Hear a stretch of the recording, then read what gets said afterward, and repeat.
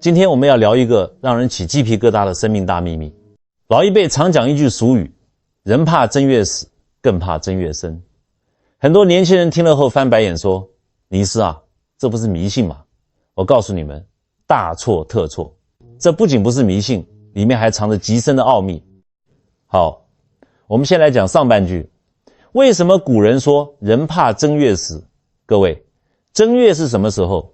那是立春之后啊，冬天刚过，天气虽然还有点冷，但是万物已经开始苏醒了，地底下那个能量开始往上冒。这叫什么？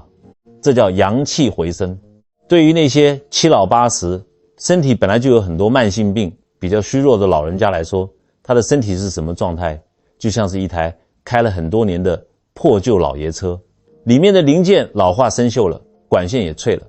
在冬天天寒地冻的时候，这台老爷车是熄火停在车库里的。老祖宗叫冬藏嘛，只要你不去乱动它，它就能安安稳稳的待着。可是呢，一到了正月，天地之间那股新生的阳气轰的一下冲过来，就好比你不管3721，突然给这台破旧的老爷车猛踩一脚大油门，要强行发动它。诸位你想想看嘛，这股劲是不是太猛了？那些脆弱的血管和经络根本承受不住这么大的冲力和血压啊！这就是人怕正月死的真相，它是天地磁场转换对衰老肉体的一次无情考验。那为什么老祖宗还要严厉警告我们说更怕正月生呢？甚至说这比正月死还要可怕，还要折磨人。各位朋友，这就更重要了。接下来的内容听懂了，你绝对会恍然大悟，甚至会对你身边那些正月出生的亲人产生一种前所未有的心疼和敬意。现在我就借着一个古代高官的离奇医案，带大家解开这个谜团。话说在古时候，有一位侍郎老爷子读了一辈子的圣贤书，在官场上什么大风大浪都见过。他膝下没有儿子，就只有一个宝贝掌上明珠，也就是他的独生女儿。女儿知书达理，嫁给了一个很有才华的年轻书生，招了半个上门女婿，一家人日子过得那是和和美美。没过多久，天大的喜讯来了，女儿怀上了。这下可好，侍郎府上下那个高兴啊，把女儿当成皇太后一样供着，走路都怕她闪了腰。可是啊，天算不如人算，10个月后孩子落地了，母子平安。坏就坏在这孩子出生的日子偏偏是正月初9。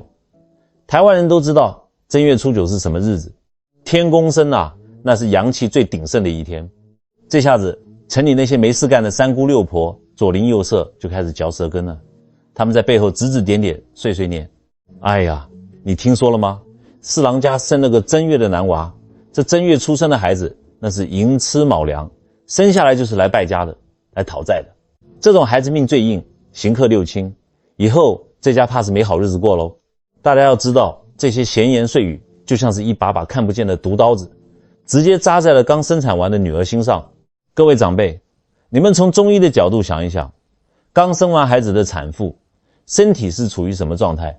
那是血势正开，百脉空虚，气血大亏的时候。这个时候产妇的身体防御系统是最弱的，不仅身体弱，心神也最容易受惊吓。女儿本来就虚弱，每天躺在床上听着外面丫鬟老妈子偷偷传这些话，整天看着摇篮里的孩子以泪洗面，她天天这么郁闷，这么担惊受怕，肝气直接郁结死死的。肝气一堵，最直接的反应是什么？奶水当下就退了，一滴都挤不出来。这位年轻的母亲每天就只能干抱着饿得直吧唧嘴的孩子哭，满脑子都在害怕。难道我身上掉下来的这块肉将来真的是个祸害全家的妖孽吗？这位侍郎老爷子呢，一开始是非常铁齿的。读书人嘛，一生只信孔孟之道。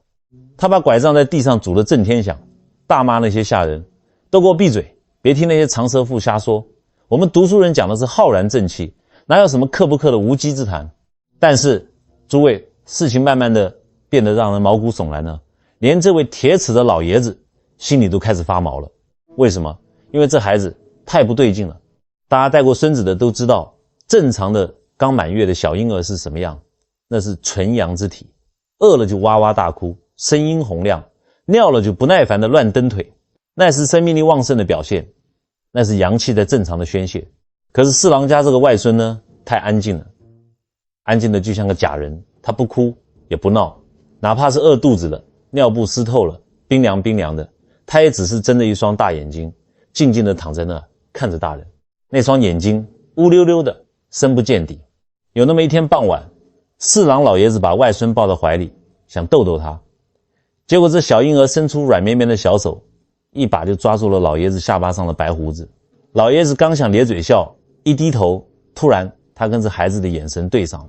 就在那四目相对的一瞬间，老爷子只觉得心脏被人狠狠地揪了一下，一股凉气顺着尾椎骨直接冲上后脑勺，头皮整个一阵发麻。为什么？因为那绝对不是一个刚出生几天的婴儿该有的眼神。那眼神里没有一丝一毫的懵懂与天真，它清澈深邃，平静到了极点，甚至带着一种高高在上的悲悯，就好像是一位在深山里打坐了100年，看透了世间人情冷暖的得道高僧，正借着这个婴儿的躯壳，在默默地审视着眼前这个白发苍苍还在红尘里打滚的老人。老爷子在官场上活了一辈子，阅人无数，皇帝的眼神他都不怕，可是那种被自己怀里几天大的外孙一眼看穿灵魂的感觉，让他背后的汗毛唰的一下全竖起来了。黄帝内经里有一句话叫心主神明。一个刚出生的孩子本该是混沌未开的，他的神应该是藏在里面的，不露锋芒的。但这孩子呢，他饿了不闹，尿了不叫，就那么静静地看着你。这说明什么？这说明他的神是完全清醒的。就在老爷子心里直犯嘀咕，觉得这事邪门的时候，更离谱更让人起鸡皮疙瘩的事情发生了。大家想想，刚过完年，那是多冷的天啊，可四郎家后院里一棵早就被当成枯木的铁树，竟然一夜之间硬生生地冒出了嫩绿的新芽。又过了没几天，它居然开出了一朵朵红彤彤娇艳欲滴的花。这还不算最绝的，紧接着第二天早上，一只通体雪白连一根杂毛都没有的白鸽，根本不知道是从哪座深山里飞来的，直接穿过走廊就落在了这小婴儿的摇篮边上。家里的老妈子拿扫帚赶它，它也不飞走；拿小米喂它，它也不吃，它也不咕咕叫，就那么安安静静，像个哨兵一样死死地守着这个孩子。每天到了固定的时辰飞出去转一圈，然后又准时飞回来，简直就像是一个尽职尽责带着老天爷圣旨的御前保镖。诸位阿公阿嬷，你想想看嘛，如果是在你家里，大冬天的又是枯木逢春铁树开花，又是不知道哪里来的白鸽护卫，再加上摇篮里那个不哭不闹长着一双看透世事人情眼睛的婴儿，你会怎么想？可能有那不懂事的年轻人会说，哎呀阿公，这是祥瑞啊，是大吉之兆啊。但在当时那个封闭的古代社会，在那个左邻右舍口水能淹死人的环境下，大家更愿意相信另外一句老话，事出反常必有妖。这下子外面的谣言就不是碎碎念了，那是越传越凶，直接炸开了锅。街头巷尾都在传，哎呦我的老天爷，四郎府那个正月出生的怪胎来头太大了，这根本不是凡胎，平常人家哪里养得住这种神仙鬼怪，这是要把全家的福气吸干，要克死全家老小的节奏啊。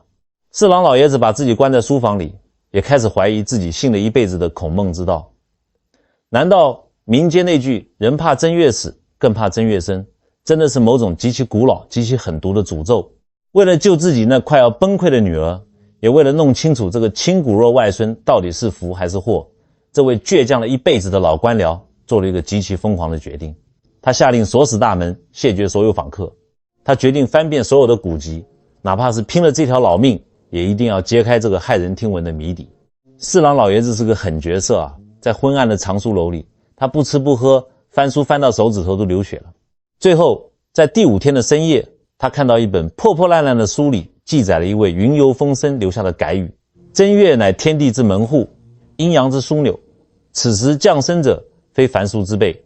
欲知其详，须问地藏之法门。地藏之法门这5个字直接击中了老爷子。书里的意思再明白不过了，这正月出生的孩子因为能量太大太邪门，他们的灵魂档案根本不在普通判官手里，而是在地藏菩萨的手里攥着呢。老爷子猛地一拍大腿，突然想起来自己年轻时游学四方，曾经听人说过，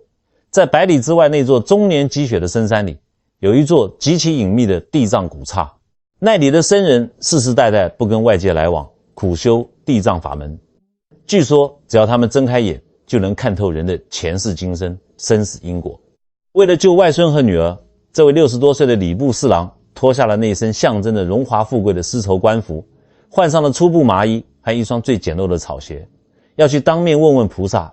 我家这孩子到底是个什么来头。各位，山路崎岖啊，那可是深山老林，山道上的青苔结了冰，滑得跟泥鳅一样。老爷子平时出入都是坐八抬大轿的，哪里受过这种非人的罪。走到半路，脚底下的草鞋全被磨烂了，寒风刺骨，几次冻得他两眼发黑，差点一头栽下悬崖晕过去。但是只要他脑海里一闪过外孙那双深邃的让人心疼的眼睛，一想到女儿那苍白绝望的脸，他就咬碎了牙齿，用冻僵的手抓着枯藤，硬生生地爬起来继续走。终于在第7天日落时分，在这位老父亲快要咽下最后一口气的时候，他看到了一座破败不堪的古庙，静静地掩映在苍松翠柏与皑皑白雪之间。老爷子颤颤巍巍地敲响了那扇斑驳的木门，只见木门开了一道缝，走出来一位比老爷子还要老的老僧。这和尚满脸的皱纹，深得就像是刀刻在千年古树上的年轮，但他的一双眼睛却在昏暗的雪夜里亮得如同火炬一般，直勾勾地盯着门外的人。老僧低头看了看老爷子那双惨不忍睹、滴着血的残破草鞋，又抬起头看了看他焦急、绝望又充满祈求的眼神，双手合十，淡淡地说了一句让老爷子意外的话：阿弥陀佛。施主，你是为了你家那正月之谜而来的吧？进来吧，外面的风雪太大了，地藏菩萨已经等你很久了。侍郎老爷子双腿一软，扑通一声就跪在了雪地里。老和尚叹了口气，赶紧把他搀扶进禅房。大家想象一下，那是一间什么样的禅房啊？真是简陋到了极点，四面透风，屋里连个火盆都没有，就只有一盏昏暗的如豆粒般大小的油灯在寒风中摇摇欲坠。桌子上摆着2杯刚刚倒好的粗茶，还在冒着热气，仿佛老和尚早就知道他要来一样。侍郎老爷子顾不上脚底钻心的剧痛，一把抓住老和尚枯瘦如柴的手，老泪纵横的哭诉：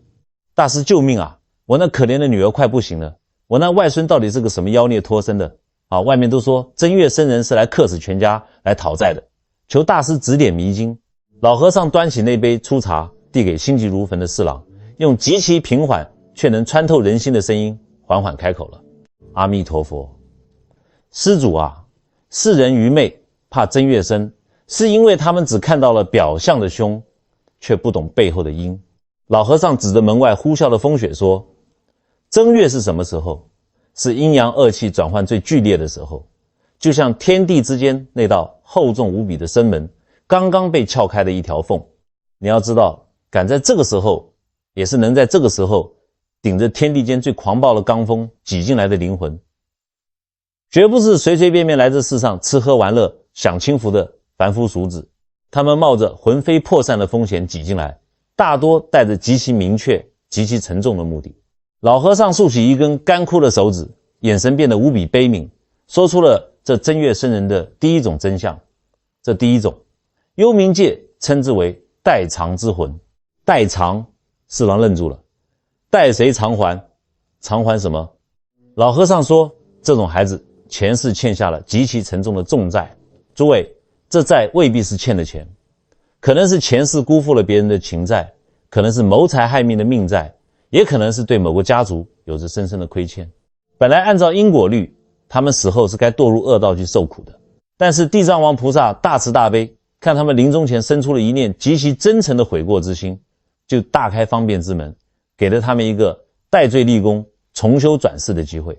老和尚顿了顿，抛出了一个极其犀利的问题：既然是来还债的，那菩萨为什么偏偏要把他们安排在正月出生？这时候就轮到我来给大家翻译一下了。诸位阿公阿嬷，你想想看嘛，你要启动一台生锈的上百年，里面全是烂泥和铁疙瘩的沉重旧机器，你用那种小小的干电池推得动吗？绝对推不动。你是不是需要一股极其巨大，甚至能把电线烧红的超强高压电？正月就是天地之间阳气出生、大自然能量最强悍的时候，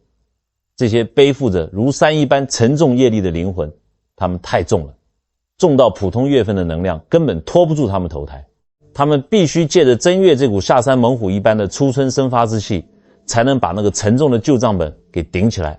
勉强挤进母亲的肚子里，重新转世为人。所以啊，外面那些三姑六婆说他们是讨债鬼，这简直是千古奇冤啊！这哪里是来讨债的，人家明明是来还债的。这种孩子生下来有什么特征？老和尚叹了口气说，四郎啊，你现在明白你那外孙为什么不哭不闹，为什么眼神像看破红尘的老僧了吗？因为代偿之魂活得太累太苦了。你们想想，正常的孩子来到世上，那是两手空空，准备被父母捧在手心里享福的，他们心里轻松，饿了当然哭得响亮。可是代偿之魂呢，他们就像是一个背着100斤大石头还要去爬悬崖的人，他们虽然喝了孟婆汤，没了前世具体的记忆，但是那个巨大的亏欠感是深深地刻在他们的灵魂最深处的。所以这类孩子从小就早慧，极其敏感，特别懂事，但也特别压抑。他们极少在父母面前撒娇打滚，从小就懂得看大人的脸色，仿佛他们存在于这个世界上的每一秒钟，都生怕给别人添了麻烦。四郎老爷子听完老和尚的这番话，早已是冷汗直流，浸透了里衣。他突然想起了自己把外孙抱在怀里时，外孙那一双紧紧抓住他白胡子的小手，老爷子瞬间泪如泉涌。他终于明白了，那哪里是小婴儿在抓胡子啊，那分明是那个苍老的灵魂在借着这双小手对他说，外公你别怕，这一世我是来把前世没做好的事情给做完的。但是诸位，如果你以为这就是全部的真相，那你就太小看天地造化的神奇了。老和尚看着痛哭流涕的四郎，喝了一口已经凉透的粗茶，原本悲悯的眼神突然变得更加深邃，更加敬畏。他说，施主，如果说第一种是来还债的苦命人，那么这第二种正月降生的灵魂就像是天庭派下来的精锐部队。这一类孩子，你们要是没眼光，被世俗蒙蔽了，把他们当成废物去打压，那是要遭天谴的。老和尚看着还跪在地上满脸震惊的四郎老爷子，语气稍微柔和了一些，问道，施主，你刚刚说你家后院那棵枯死了10几年的铁树，在孩子出生的当晚突然开花了，还有一只怎么赶都赶不走的白鸽，天天守在摇篮旁边当保镖。四郎老爷子赶紧像小鸡啄米一样连连点头，是啊，大师，就是因为这些妖异的景象，外面才传言说这孩子是克死全家的妖孽啊。老和尚一听，居然破天荒地仰头大笑了一声，但这笑声里却充满了对世俗的无奈。荒唐，真是荒唐至极，世人肉眼凡胎，把珍珠当成了榆木。施主，我告诉你，这根本不是什么妖异，这是这第二种灵魂降生时自带的天地异象。幽冥界把这种灵魂称之为护愿之魂。什么叫护愿？诸位阿公阿嬷，大家去庙里拜拜的时候都会许愿，对不对？但你们许的愿通常是保佑我孙子考上台大，保佑我老公赚大钱，这叫什么？这叫私欲。但是护愿之魂带下来的愿，那可是前世在佛菩萨面前发下的大愿，是愿度众生，愿护佛法，愿救拔一切苦难的大慈悲心。这种大慈悲心的愿力能量实在太庞大太惊人了，强到什么程度？强到哪怕这个灵魂过了奈何桥，喝了孟婆汤，哪怕转世投胎，把前世的具体事情忘得一干二净，但是那股救人渡人的超级能量依然死死地储存在他的阿赖耶识，也就是我们中医讲的神识最深处。这么巨大这么纯粹的菩萨愿力，如果在一个平平无奇的月份投胎，普通的磁场根本承载不了这个愿力降落啊。所以他们必须选在正月，也就是天地之门大开，阳气爆发力最猛烈的时候，顺着这股初春的冲天罡气，才能把这个巨大的愿硬生生地塞进一个小小的婴儿肉身里。老和尚说，这种孩子其实就是带着任务下凡的。如果你家里有这种孩子，千万别把他们当成傻子，更别用世俗的打骂去摧毁他们。四郎老爷子听到老和尚讲完护愿之魂，眼泪唰的一下就流下来了。他终于明白了，原来外孙摇篮边的那只白鸽根本不是什么妖怪，那是地藏王菩萨派来的护法，是在告诉他们一家人，这孩子是个无价之宝，你们要好好守着他，敬着他。老爷子激动得浑身发抖，以为自己终于解开了谜团。可是就在他刚想磕头拜谢的时候，老和尚的画风却突然一转，老和尚脸上的那丝笑意瞬间消失了，取而代之的是一种极其沉重，甚至带着一丝凄惨的凝重。老和尚死死盯着四郎，一字一句地说：施主，前2种灵魂，一种来还债，一种来渡人。虽然这辈子活得辛苦，但终归是吉祥的。可是这第3种真月生人才是最为稀罕，也最为凄苦的。如果你家摊上了这第3种，那是你们全家老小都要跪在地上流着血泪去感恩的啊！这第3种叫做替身之魂。听到这4个字，四郎老爷子猛地打了个冷战，仿佛有一股阴风吹透了骨髓。老和尚看着吓得发抖的四郎，深深地叹了一口气，缓缓地说出了这第3种灵魂的真相。什么叫替身？老和尚解释道：施主啊，天地运行，因果循环，那是有绝对的定数的。比如说某个家族或者某对父母，因为祖上的业障或者自身的因果，命中注定在某年某月必定要遭遇一场家破人亡的大劫难，可能是绝症，可能是车祸，可能是倾家荡产的横祸。本来这个巨大的劫数像泰山压顶一样，是绝对躲不过去的，这家人注定要死绝。但是如果有人发过大慈悲心，感动了上苍，地藏王菩萨就会垂怜这个家族，他会允许一个极其特殊的灵魂在正月，也就是天地变数最大，唯一能逆天改命的时候投胎到你家。他来干什么？诸位听好了，他来就是为了替你生病，替你受罪，甚至是在关键时刻替你去死啊！民间那些三姑六婆不懂啊，他们看到这孩子生下来就多灾多难，今天进加护病房，明天发病危通知书，甚至把家里的房子车子都卖光了去给他治病。大人们心力交瘁，就指着孩子的鼻子骂他们是正月妖孽，是来讨债的扫把星。老和尚说到这里，激动得浑身发抖，拐杖把地砖拄得咚咚响。他怒斥道：世人愚昧，愚不可及啊！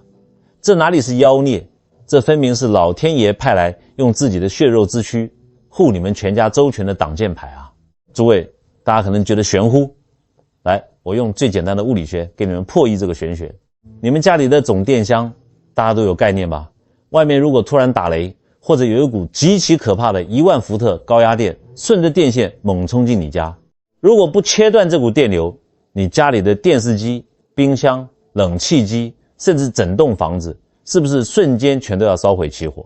在这个生死存亡的几毫秒之内，是谁啪的一声把自己烧断了，牺牲了自己？是保险丝啊！各位，这个正月出生的替身之魂，就是你们这个家族，你们这对父母的保险丝。从中医的角度来看，为什么这类孩子一生下来身体就极度敏感、极度虚弱？因为他们在你们家族的气场里充当了一个超级人肉过滤器的角色。你们家族里累积的那些怨气、病气、晦气，本来该如狂风暴雨般落在你们这些大人身上的，结果全被这个小婴儿用他稚嫩的五脏令人腑给硬生生的吸过去了。所以他们在临床上表现出来的症状往往是病势极其沉重，缠绵难愈。你带他去看西医，抽了10几管血，核磁共振做了一大堆，西医抓破头皮都查不出具体的病因。或者今天治好了肺，明天肝又出了问题，一波未平一波又起。四郎老爷子听到这里，早已经是泪流满面，泣不成声。他跪在老和尚面前，把头磕得砰砰作响。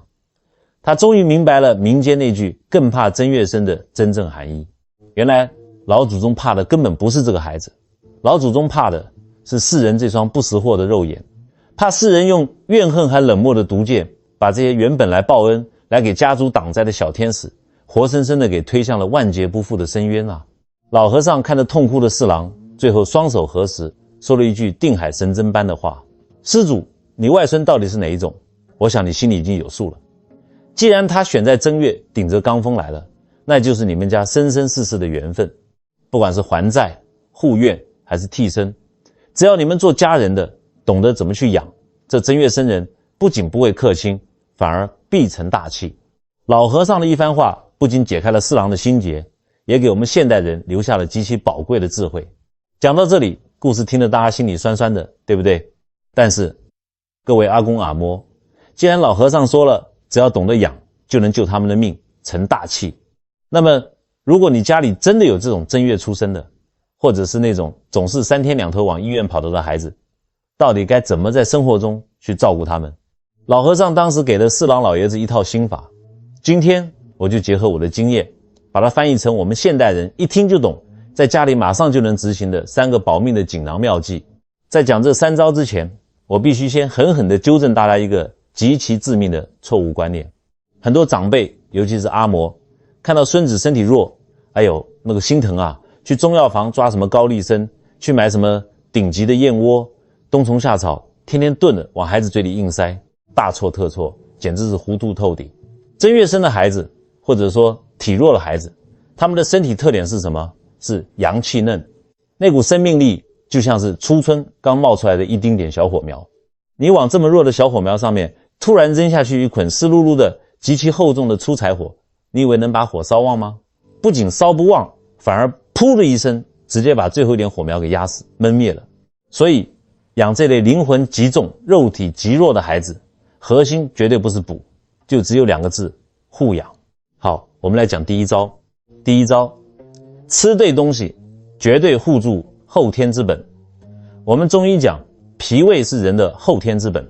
正月生的孩子，他先天的那个强大的阳气全在往外冒，导致他身体内部的那个中焦脾胃反而是非常空虚非常寒冷的。在这里我给你们下达一个绝对的禁忌，严禁一切生冷寒凉。我不管外面台湾的夏天有多热，气温飙到30几度，只要你家孩子是这种体质，什么冰箱里拿出来的芝仔冰、冰的手摇饮、生鱼片，甚至是西方人最爱吃的生冷沙拉凉拌菜，通通给我断掉，一口都不准吃。为什么？你想想刚才物理学，本来那个中焦脾胃的小火苗就弱得可怜，你还一盆0度以下的冰水直接浇下去，这不就是想要他的命吗？寒气一旦顺着食道进入胃里，直接杀灭脾阳，脾阳一死，这台机器的动力系统就彻底停摆，抵抗力瞬间崩盘，什么气喘、过敏、异位性皮肤炎全跟着来了。那该吃什么？老和尚当时让四郎给外孙吃什么？3个宝贝：小米、山药、南瓜。在我们中医五行里，脾胃属土，颜色是黄色，所以黄色的食物最养脾胃。那为什么是小米？诸位，小米是种子啊，你把一粒小小的种子埋进土里，它能顶破泥土，长成一棵大植物，它里面蕴含的生发之气有多么强悍。你拿小米去熬粥，熬得烂烂的，上面浮着的那一层厚厚的发黄的米油，我告诉你，那比什么1000年人参汤都要补人。每天早上别给孩子喝什么冰牛奶、冰果汁了，那都是伤胃的阴寒之物，你就给他喝一碗热乎乎的小米山药南瓜粥。山药补脾肺之气，小米养胃气，南瓜甘甜入脾。你把他的脾胃这个灶台烧得热热乎乎的，身体有了能量去运化气血，他自然就会长肉了。而且这类孩子心思重，胃肠蠕动慢，吃饭千万不能催，饭菜一定要煮得烂一点、软一点，别逼着他去啃硬邦邦的肉块，他消化不了，停在肚子里，那就是产生百病的毒素。听懂了没有？第2招，睡对觉，这是救命的铁律。老和尚特意嘱咐四郎，人卧则血归于肝。诸位阿公阿嬷，这句话是《黄帝内经》里雷打不动的铁律。前面我们说了，正月生的孩子，不管是来还债的还是来护院的，他们的神都在高速运转，消耗极其巨大。人的神靠什么来养？靠血。血靠什么来藏？靠肝。如果你让这种孩子跟着大人熬夜，或者睡眠质量极差，那完全就是在疯狂透支他生命电池里最后的一点电量。所以家里必须定下雷打不动的睡觉规矩，晚上9点准时上床闭眼。我们中医的植物流注图写得很清楚，晚上11点到凌晨3点是胆经和肝经当令的黄金时间，这个时候人必须处于极其深度的睡眠状态，这是身体自己在进行大清洗、排毒和强力充电的时间。如果这个时候孩子还在被窝里偷偷玩手机、看平板电脑，那蓝光一照，脑神经极度兴奋，那就是在耗干他油灯里的最后一点油。这类体质的孩子因为神魂不稳，晚上睡觉特别容易惊醒、做噩梦。我在这里免费教大家一招中医极其强悍的物理疗法，艾叶泡脚。不用去买什么名贵药材，就去中药房抓一把最便宜的艾叶，煮一锅热水，睡前20分钟给孩子泡脚，泡到他额头或者后背微微出汗，马上擦干上床。这在中医里叫什么？叫引火归元。因为这孩子神思太重，虚火全飘在脑袋上，上面热下面冷。你用艾叶的热力和纯阳之气，把脑袋上的火引到脚底下来，脚一暖和，心就安宁了，魂就守住了，这觉自然就睡得雷打不动了。这比吃任何安眠药都管用。第3招，修心养神，抵御外界磁场。这是真正的绝招，是老和尚传给四郎的独门秘籍，专门针对正月生人那种容易受惊吓、容易郁结的特殊体质。首先是长明灯法，也就是补火。老和尚说，于婴儿枕旁置一盏长明灯，7七49日不灭。很多人以为这是宗教迷信，错，这是最顶级的物理学。灯火那是阳性的能量，在孩子睡觉的房间里留一盏温暖的、散发着暖黄色光芒的小夜灯。这盏灯的光晕能稳定卧室里的磁场，驱散深夜聚集的阴寒之气。特别是对于那些总说怕黑、总指着墙角说有东西的孩子，这盏小黄灯就是镇住他心神的定海神针。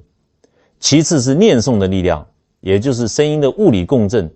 老和尚让母亲在旁边念诵地藏圣号。诸位，你不信佛完全没关系，你可以把它理解为一种高频的声波治疗。对于孩子来说，天底下什么声音最有安全感？妈妈的声音。当母亲坐在床边，心平气和，毫无杂念地念诵一种有韵律的经文，或者是读一首优美的诗歌，讲一个正能量的故事时，这种平缓的频率会和孩子的脑波产生极其强烈的共振，它能瞬间抚平孩子白天受到的惊吓、急躁和恐惧，心神只要一安，气血自然就顺畅了。最后必须多接触地气，这是我最想骂现代人的地方。别把孩子一天到晚当成金丝雀，关在冷气房里，关在铺着瓷砖的高级公寓里。每逢天气好的时候，带他去公园，脱掉鞋子，去踩踩泥土，去抱抱大树。正月生的孩子属木，木头要扎根在哪里才能活？扎根在土里啊。现在的孩子全成了无根的盆景，双脚悬在半空中，天天踩在绝缘的水泥地上，身体里充满了化纤衣服摩擦出来的静电和燥气，能不生病吗？让他去接地气，把身体里的负能量和浊气排进大地母亲的怀抱里去。四郎老爷子回家后，严格照着老和尚这几条去做，坚决不给孩子吃乱七八糟的补药。结果呢，那个外孙不仅身体慢慢壮实了，连那个孤僻压抑的性格都变得阳光了。每天早上喝着热气腾腾的小米粥，看着窗台上的白鸽，听着母亲温柔的读书声，这个原本可能要夭折的孩子，硬生生的被这股温暖的接地气的阳气给拉回了人间。这就是我们中医的最高境界，它讲的是顺应天地，回归自然。好，这3个保命的法则，大家务必死死的刻在脑子里。今天借着这个正月生人的故事，在最后我要郑重的告诉大家一个终极的秘密。你想想那个古代的礼部侍郎，他为什么最后能救活他的外孙，全家逢凶化吉？是因为他哪怕心里再害怕再恐慌，他也没有选择抛弃骨肉，他选择脱下官服，穿上草鞋，双脚流着血去深山里寻访高人，去雪地里磕头求法。正是他那一念绝不抛弃的深沉慈悲，感动了天上的地藏王菩萨，才有了后来老和尚的点化和转机。如果他当时听了邻居三姑六婆的闲言碎语，把这孩子扔了，或者整天指着这孩子的鼻子骂他是扫把星，那我告诉你，他们全家也必将因为扼杀了一个伟大的灵魂，陷入生生世世无尽的厄运和因果之中。所以诸位，最好的风水不是你家门口摆了多大的石狮子，而是你心里到底有没有装着别人的苦。当你在这个社会上看到一个性格古怪、不合群，甚至有点痴傻的人时，请你把嘴巴闭上，不要急着去嘲笑他、欺负他。也许他的灵魂深处正背负着你根本无法想象的沉重业力，在冰冷的世界里独自前行。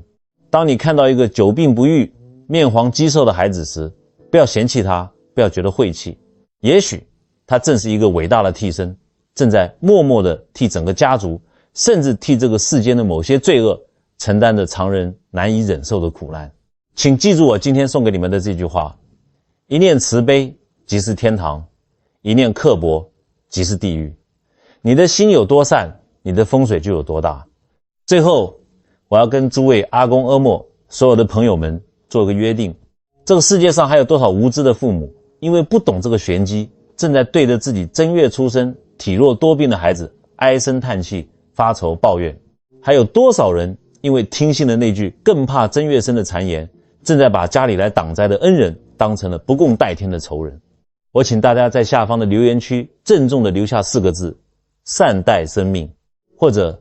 为你自己，为你家里正在受苦的孩子，为你的孙子孙女留下一句最真诚的祈福的话。不要小看你打出的这几个字，你的每一条充满善意的评论都是一个极强的正向磁场。这成千上万条善念汇聚在一起的时候，也许就能让某个正在受苦的正月生人感受到一丝人间的温暖，就能点醒一对正在抱怨的父母，从而彻底改变一个孩子、一个家庭的命运，留下一句善言，种下一颗善种。我们下期再见。